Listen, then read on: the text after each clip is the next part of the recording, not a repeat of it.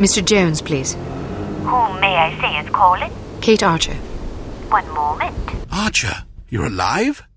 I suppose I am. There was a report that you'd been killed in an explosion. Oh, that. No, I survived. Did you get the list?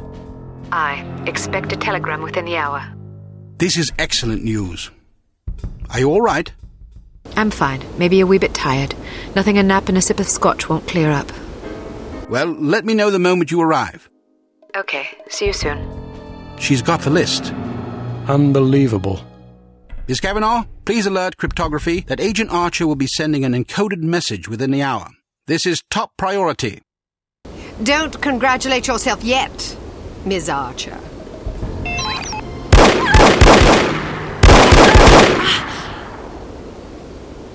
You've won nothing. Yes, well, you've lost everything. Again. Not true, Agent Archer. I still have the satisfaction of knowing that you have failed. But I haven't. We have Dr. Schenker, we have the antidote, and most importantly, we have the names of your intended victims. You still have to deliver the list. Which I shall, just as I shall deliver you to prison where you can accustom yourself to a slightly less opulent lifestyle. Ah, what a sweet fantasy. But it's not meant to be, I'm afraid. Know this, little girl. Harm does not die with me. I think you'll survive your wounds. It's not my wounds you should be worried about. Pardon me. I've got to get everybody off the streets.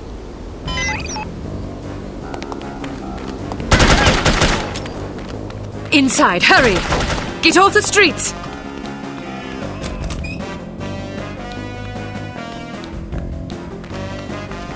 Get inside, now! Get inside! Get off the streets!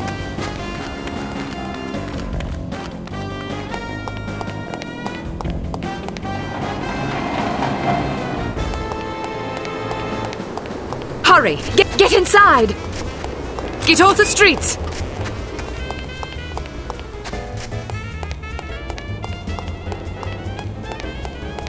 Get inside, now!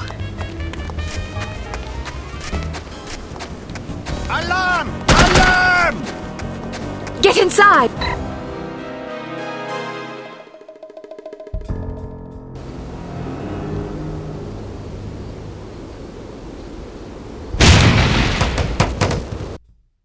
Poor, pathetic creature.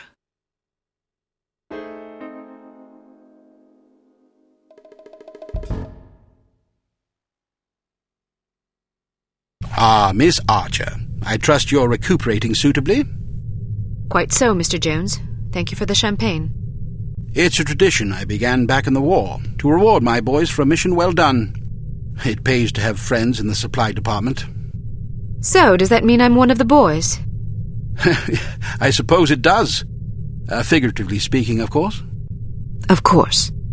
Miss Archer, I realize I have been somewhat abrasive during this ordeal. You've been a belligerent oaf. I hope you can understand that I take our collective purpose very seriously. Although I was highly skeptical of a woman's ability to handle this mission, I am overjoyed to have been proved wrong. You have gone above and beyond the call of duty in this matter, for which we are all indebted to you. I wish we could offer you a proper vacation, but until Unity is full strength again, I'm afraid we can't afford to let you rest. Thank you, sir, but I've waited a long time for a chance like this. I wouldn't dream of going on vacation now. That's the spirit. Well, I'm going to go home and see if my wife remembers me. See you both tomorrow. I'd best be going too. I'm bathed in 3 days. I imagine I'm a bit ripe. Is this how it ends, then? How what ends? Saving the world. That's what we did, right? Yes, that is what we did. Is it always like this? Weary farewells and shuffling off home for a hot bath and a good night's sleep? A good night's sleep if you're lucky. Yes, Agent Archer, it is always like this. Saving the world is our job, you see. If we do it properly, nobody even knows the world is in jeopardy to begin with. Not a lot of fanfare, I suppose. Just the satisfaction of a job well done. An important job. I like to think so. Good night, Agent Archer. Good night, Mr. Smith. Good night.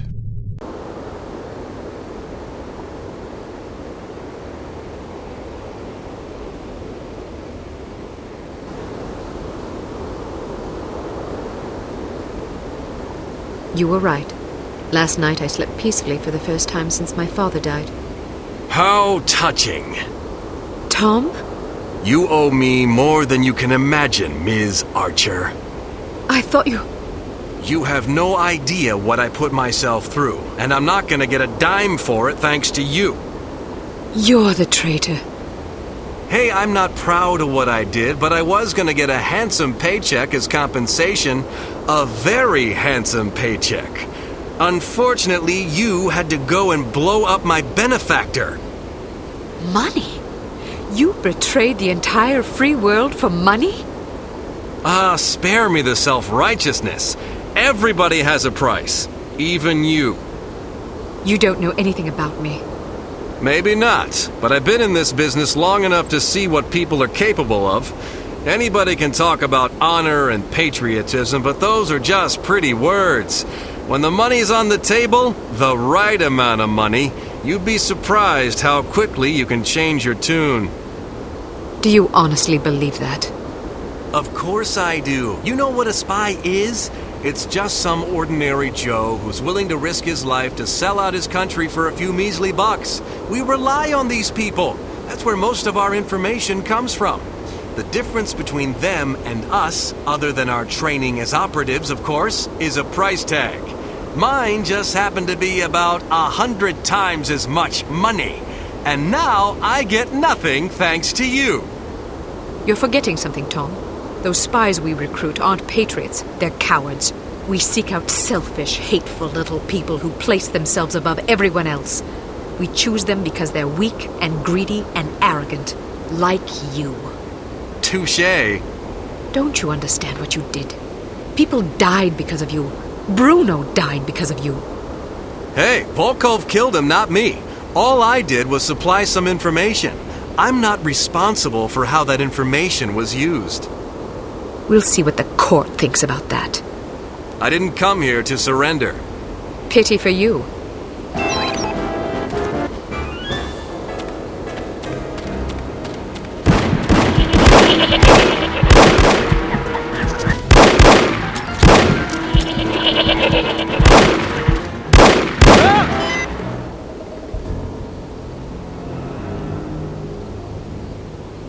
Drop your gun. Or what? Are you gonna shoot me in cold blood? If I have to. That's mighty tough talk for a little girl.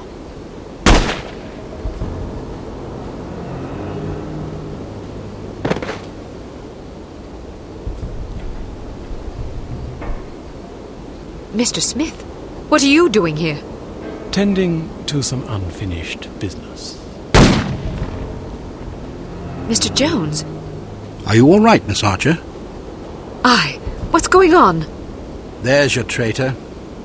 You mean Smithy? How long have you known? I've suspected you for some time. You've only just now confirmed my suspicions. All this time you thought he might be a traitor? Indeed, but I had to be sure. You might have warned Bruno. He did. Bruno? Look out!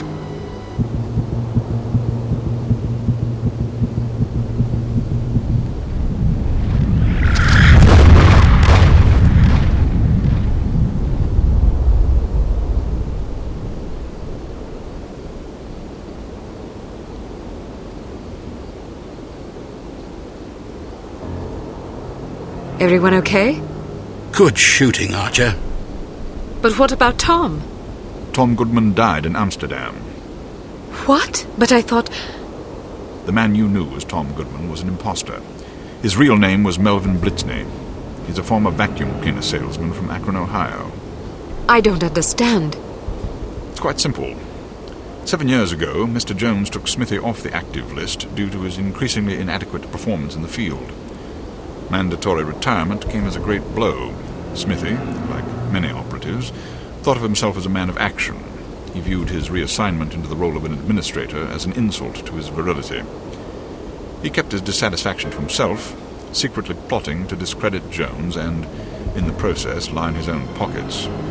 To this end, he recruited Melvin Blitzney, who underwent plastic surgery, extensive training, and months of voice lessons in order to become Tom Goodman, for whom Smithy, meanwhile, laid a deadly trap in Amsterdam.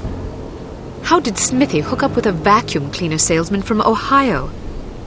Apparently, they met in a bar in Florida on one of Smithy's last assignments.